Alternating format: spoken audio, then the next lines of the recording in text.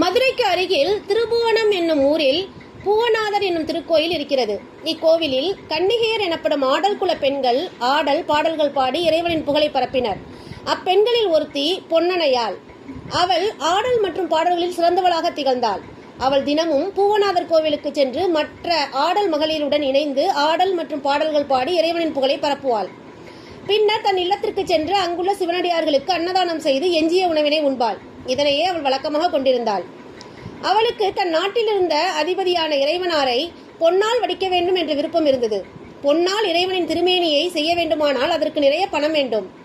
ஆடல் பாடல் மூலம் சம்பாதித்த பணம் முழுவதும் அடியோர்களுக்கு தொண்டு செய்வதிலேயே கழிந்தது. எனவே பொன்னாலான இறைவனின் திருமேனியை செய்வதற்கு அருள் புரியுமாறு இறைவனாரிடம் வேண்டிக் கொண்டிருந்தாள். மதுரை சொக்கநாதரும் பொன்னையாளின் விருப்பத்தை நிறைவேற்ற திருவுள்ளம் கொண்டார். சொக்கேஸ்வரர் சிவனடியாரின் வடிவம் ஏற்று சித்தராக பொன்னனையார் இல்லத்திற்கு எழுந்தருளினார். பொன்னனையாளின் இல்லத்தில் சிவனடியார்கள் எல்லோருக்கும் திருமாமுதினை படைத்தாள். சித்தரான சிவனடியார் அமுதுண்ண இல்லத்திற்கு உட்செல்லாமல் புறக்கடையில் அமர்ந்திருந்தார். அப்போது பொன்னனையாளின் பணிப்பெண் சித்தரை திருவமுது உண்ண வருமாறு அழைத்தாள். சித்தரோ இவ்வில்லத்திற்கு உரிமையான பொன்னனையாளை அழைத்து வருமாறு கூறினார்.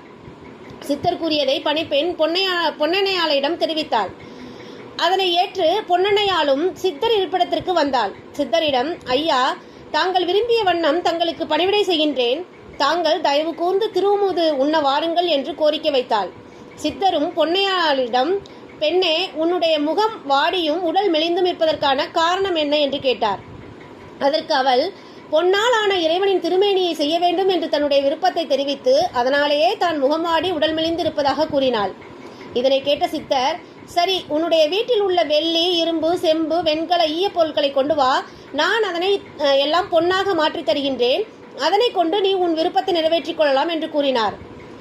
அவளுக்கு ஒரே ஆச்சரியம் கலந்த குழப்பத்துடன் அவளின் வீட்டில் இருந்த சித்தர் கூறிய பொருட்களை எடுத்து வந்தாள். சித்தரும் அப்பொருட்களின் மீது திருநீற்றினை தூவி இவற்றை இரவு முழுவதும் நெருப்பில் இட்டுவிடு என்று கூறினார். அதற்கு அவள், ஐயா, தாங்கள் இங்கு தங்கியிருந்து பொன்னாலான இறைவனின் திருமேனியை காண வேண்டும் என்று கூறினாள். அதற்கு சித்தர், பொன்னனையால், நான் மதுரையில் வசிப்பவன். என்னை சித்தன் என்பார்கள். முதலில் நீ உன்னுடைய பணிகளை முதலில் முடி. நீ விரும்பும் போது இங்கு வருவேன் என்று கூறி மறைந்து அருளினார். பொன்னனையாலும் அவ்வுலோகப் பொருட்களை தீயில் புடமிட்டாள். மறுநாள் காலையில் அப்பொருட்கள் பொன்னாக மின்னின.